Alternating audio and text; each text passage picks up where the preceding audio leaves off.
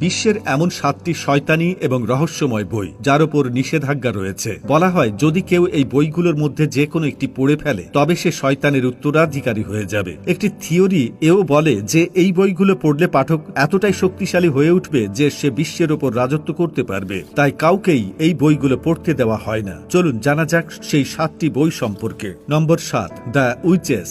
নাম শুনে মনে হতে পারে এটি বাচ্চাদের কোনো নিষ্পাপ গল্প, কিন্তু দ্য উইচেস নিয়ে অনেক জায়গায় ভয় এবং আপত্তি দুটোই ছিল। কিছু স্কুল এবং লাইব্রেরি থেকে এটি সরিয়ে ফেলা হয়েছিল কারণ এতে ডাইনিদের বা জাদুকরীদের বাস্তব পৃথিবীতে উপস্থিত বলে বর্ণনা করা হয়েছে এবং জাদুটোনাকে খুব সাধারণ বিষয় হিসেবে দেখানো হয়েছে। কিছু অভিভাবকদের ধারণা ছিল এতে বাচ্চারা অকাল্ট বা তান্ত্রিক বিষয়ে আগ্রহী হয়ে উঠবে। এ কারণেই এই বইটি কখনোই নিরাপদ বলে গণ্য করা হয়নি। নম্বর ৬, Harry Potter series. Harry Potter আজ পপ কালচারের অংশ হলেও শুরুতে এই সিরিজটি নিয়ে প্রচুর বিরোধিতা হয়েছিল। অনেক স্কুল এবং ধর্মীয় প্রতিষ্ঠান এটি নিষিদ্ধ করেছিল কারণ এতে জাদুবিদ্যা, মন্ত্র এবং ডাইনিবিদ্যাকে ইতিবাচকভাবে দেখানো হয়েছে। মানুষের বিশ্বাস ছিল যে এই বইগুলো বাচ্চাদের ভুল পথে নিয়ে যাবে। মজার ব্যাপার হলো যত বেশি নিষিদ্ধ করার চেষ্টা হয়েছে তত দ্রুত এই বইগুলো জনপ্রিয় হয়ে উঠেছে। নম্বর ৫, the Vinci code. The Vinci code প্রকাশের সাথে সাথেই বিতর্ক শুরু হয়ে গিয়েছিল। এই বইয়ের উপর অভিযোগ ওঠে যে এটি খ্রিস্টান ধর্মের বিশ্বাসকে ভুলভাবে উপস্থাপন করেছে।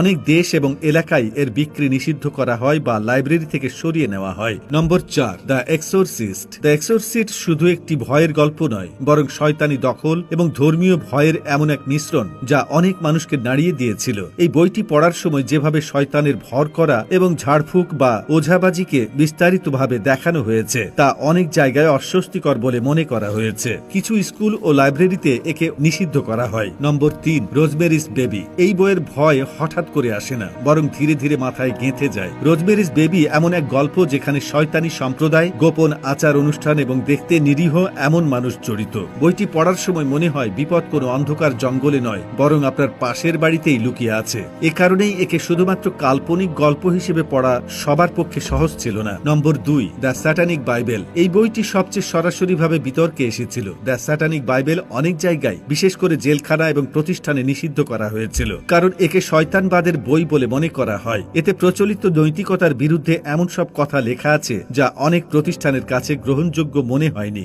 এ কারণেই অনেক জায়গায় এর পড়া নিয়ন্ত্রণ করা হয়েছে। নামটাই এমন যে বই না খুলেই ভয় এবং বিতর্ক দুটোই তৈরি করে। নম্বর ১, দ্য স্যাটানিক ভার্সেস। এই বইটি শুধু নিষিদ্ধই হয়নি, বরং পুরো বিশ্বে এক ঝড়ের সৃষ্টি করেছিল। দ্য স্যাটানিক ভার্সেস এর উপর অনেক দেশে নিষেধাজ্ঞা জারি হয়। বইটিকে ধর্মীয় অনুভূতিতে আঘাতকারী হিসেবে অভিহিত করা হয় এবং অনেক জায়গায় এটি রাখাটাও বেআইনি ঘোষণা করা হয়। এখানে ভয় গল্প থেকে নয়, বরং তার প্রভাব থেকে তৈরি